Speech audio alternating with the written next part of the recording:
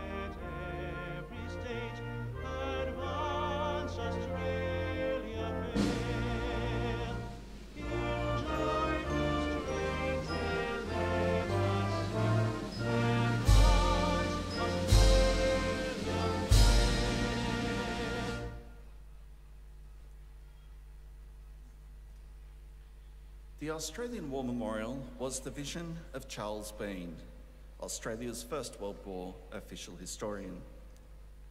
Bean landed with the Australian troops on Gallipoli and stayed with them at the front through to the end of the war. The idea of this national memorial and museum came to him at Pozières, France, in the depths of the bloody fighting of 1916. Bean's idea was that this would be a place where families and friends could mourn their loved ones buried in faraway places. It would also be a place that could help all Australians understand what these men and women had endured and what they had done for us. Bean's vision, to which we remain true, is best expressed as inscribed in the entrance to the memorial's galleries. Here is their spirit, in the heart of the land they loved, and here we guard the record which they themselves made.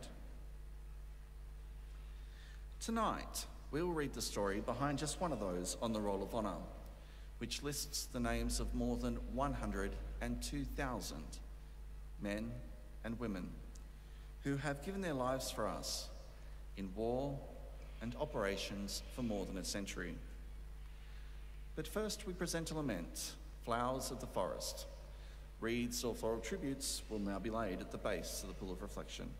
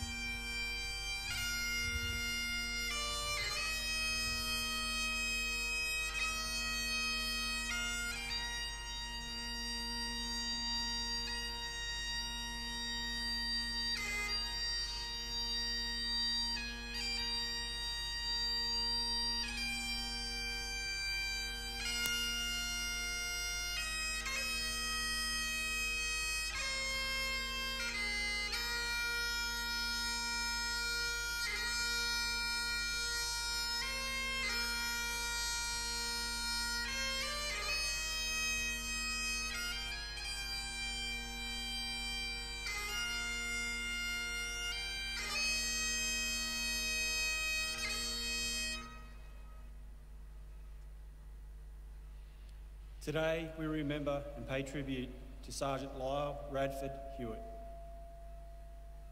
Lyle Hewitt was born in Melbourne on the 21st of March 1921, the second son of George and Elsie Hewitt. Before the outbreak of the Second World War, he worked as a painter. He enlisted into the 2nd Australian Imperial Force on the 30th of July 1941 at Moonee Ponds. After 5 months of training, he sailed for Port Moresby. Hewitt arrived in Port Moresby in January 1942, and after a brief period in hospital and some extra training, marched out to join the 1st Papuan Infantry Battalion. Around the same time, he was promoted to the rank of sergeant.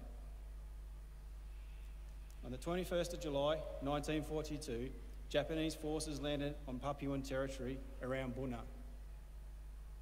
From this initial landing, Japanese forces would attempt to cross the Owen Stanley Range, southwest through Kokoda, and seize Port Moresby. On the day of the landing, Hewitt was stationed with 4 Australian and 26 Papuan troops near the village of Umbasi on the Opi River. This small force was pitted against about 100 Japanese attackers who landed near Umbasi. In the confusion and against the overwhelming odds, the survivors of the initial onslaught retreated inland to cover. Hewitt retreated with 4 other Australian soldiers into the jungle, where over the coming days the group came across other escaping from the Japanese. Within days, their small party consisted of 5 Australian soldiers, 5 grounded American airmen, 2 of whom were badly wounded, and 3 Australian missionaries, Father James Benson, Mavis Parkinson, and May Hayman. The leader of the group, Lieutenant Arthur Smith, planned to lead the party over the Owen Stanley Range to Rigo, and from there to the relative safety of Port Moresby. On the 8th of August, the party had reached Dobodura, 60 kilometres east of Kokoda, when they came under attack from the Japanese ambush. The small group split up in the confusion. The 5 American airmen escaped the action and continued their journey, but were killed along the way. Father Benson was eventually captured by Japanese and became a prisoner of war. Mavis Parkinson and May Hayman were also captured, but were executed in a coffee plantation days later. Lieutenant Smith was executed after having captured whilst looking for the missionaries. Lyle Hewitt, who was just 21 years old, was killed during the initial ambush. He was originally reported missing, and his anguished family worried greatly about the fate of their son. It was not until November 1943, over a year after the event, that they received confirmation of their son's death. His body, once found and identified, was eventually laid to rest in Bomina War Cemetery at Port Moresby under the simple epitaph, "Ever Remembered." His name is listed on the roll of honour on my left, among almost 40,000 Australians who died while serving in the Second World War. This is but one of many stories of service and sacrifice told here at the Australian War Memorial. We now remember Sergeant Lyle Radford Hewitt, who gave his life for us, for our freedoms, and for a hope of a better world.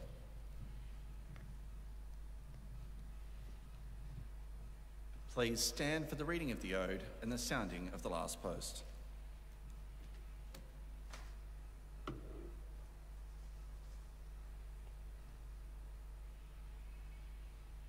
They shall grow not old, as we that are left grow old. Age shall not weary them, nor the years condemn. At the going down of the sun, and in the morning, we will remember them.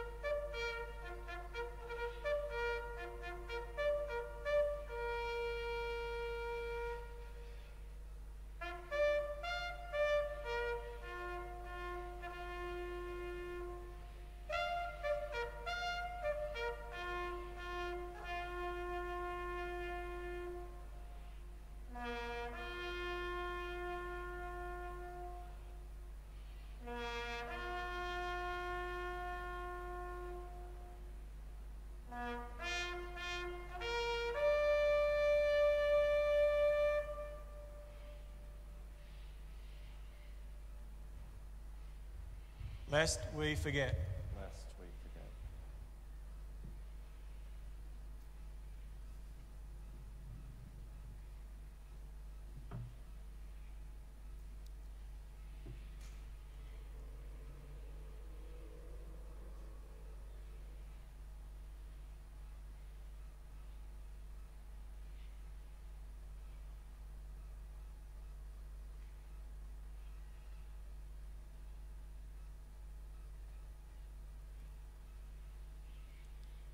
We leave you this evening with the words of the memorial's founder, Charles Bean.